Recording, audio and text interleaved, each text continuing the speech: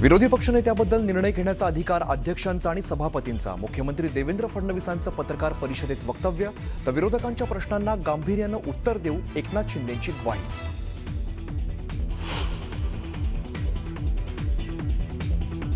विरोधी पक्षनेता निवडला तर पाप बाहेर येतील अशी सरकारला भीती. पाशवी बहुमतामुळे सरकारची मुजोरी.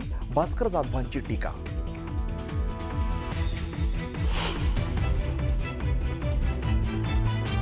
इंडिगोच्या विस्कळीत सेवेचा हिवाळी अधिवेशनासाठी नागपूरकडे निघालेल्या लोकप्रतिनिधींनाही फटका. उड्डाणं रद्द झाल्याने काही आमदार रेल्वेने नागपुरात.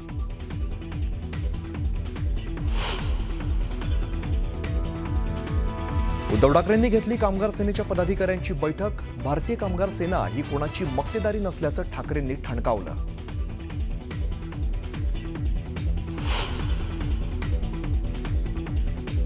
राज्यात गोरक्षकांप्रमाणेच कबूतर रक्षक तयार करणार. जैन मुनी निलेश चंद्र यांचं वक्तव्य.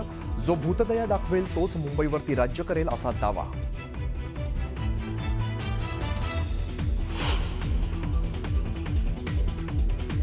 नाशिकच्या सप्तशृंगी गडावरती कारचा भीषण अपघात. 700 फूट खोल दरीत कार कोसळून 6 जणांचा मृत्यू.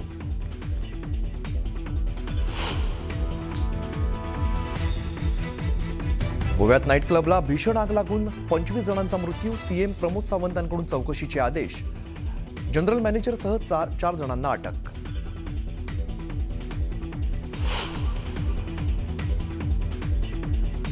आणि स्मृती मानधना आणि पलासचं लग्न मोडलं. सोशल मीडियावरती पोस्ट करत स्मृतीने दिली माहिती.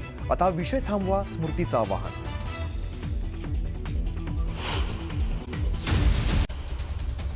सत्ताधाऱ्यांच्या चहापानावर विरोधी पक्षांनी बहिष्कार घातला. सत्ताधाऱ्यांचा मनमानी कारभार सुरू आहे. भ्रष्टाचार करून कंत्राटदारांच्या घशात पैसे घालण्याचं काम सत्ताधारी करतायत.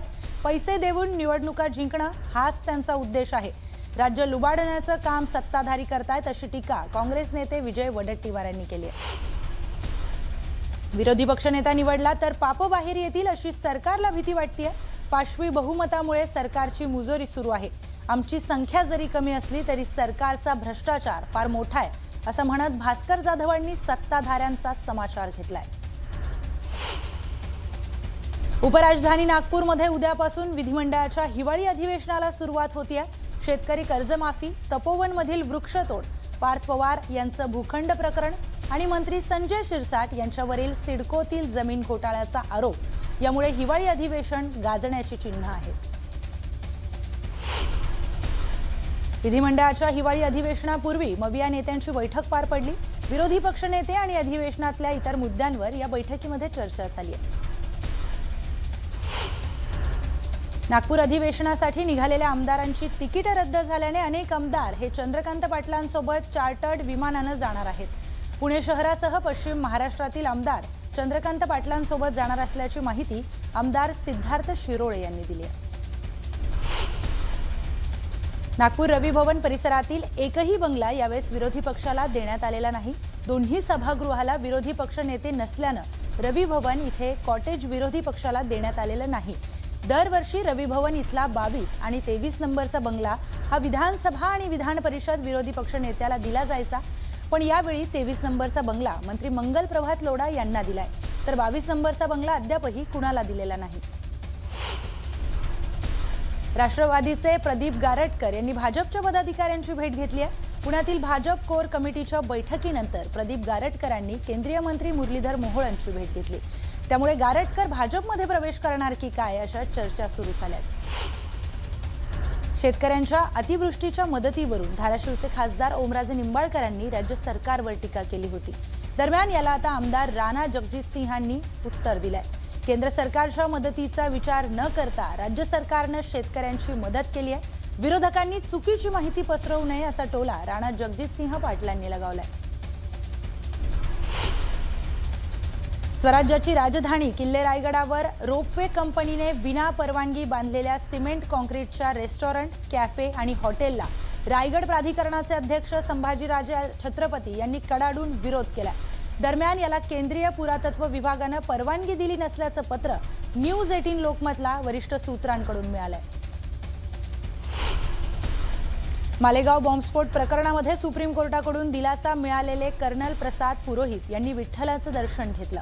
पंढरपुरातील हिंदुत्ववादी संघटनेकडून कर्नल प्रसाद पुरोहित यांचा सन्मान करण्यात आलाय. महाराष्ट्राला देवेंद्र फडणवीसांनी विकसित राज्य केल्याचं प्रवीण दरेकरांनी म्हटलंय.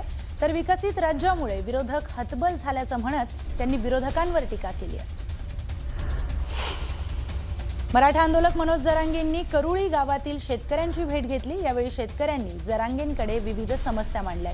रेल्वे प्रकल्पामध्ये घरांसह शेती जात असल्यानं शेतकऱ्यांनी चिंता व्यक्त केली. तर जरांगेंनी सोबत असल्याचा शब्द शेतकऱ्यांना दिलाय.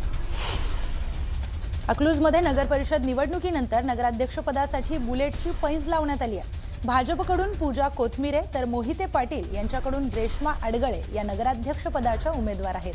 या दोन्ही उमेदवारांच्या विजयासाठी आता बुलेटची पैज लावण्यात आली आहे. नाशिक जिल्ह्यातील मनमाड, येवला, चांदवड, नांदगाव आणि सटाणा येथे स्ट्रॉंग रूम बाहेर पोलिसांचा बंदोबस्त तैनात करण्यात आलाय. सोबतच उमेदवार आणि कार्यकर्तेही कडाक्याच्या थंडीत स्ट्रॉंग रूम बाहेर खडा पहारा देत आहेत.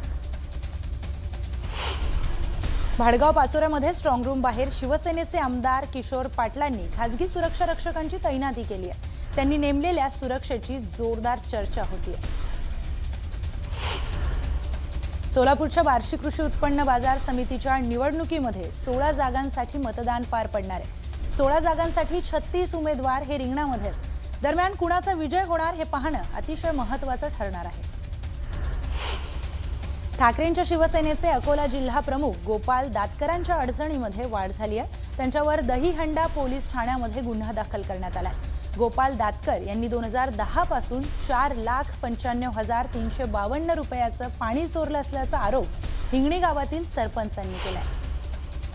म्हाडा तालुक्यातील प्रहार संघटनेने बांधकाम विभागाच्या विरोधात रक्तदान आंदोलन केलं. केवळ ते जामगाव रस्ता तातडीने दुरुस्त करण्याची मागणी करण्यात आली आहे. रस्ता दुरुस्त न केल्यास रस्ता खोदून पूर्णपणे बंद करण्याचा इशारा देण्यात आलाय. तर कराडच्या उपजिल्हा रुग्णालयामध्ये घाणीचं साम्राज्य निर्माण झालंय. त्यामुळे रुग्णांसह नागरिकांच्या आरोग्याला मोठा धोका निर्माण झालाय. तातडीने स्वच्छता करण्याची मागणी नागरिकांकडून करण्यात आली आहे.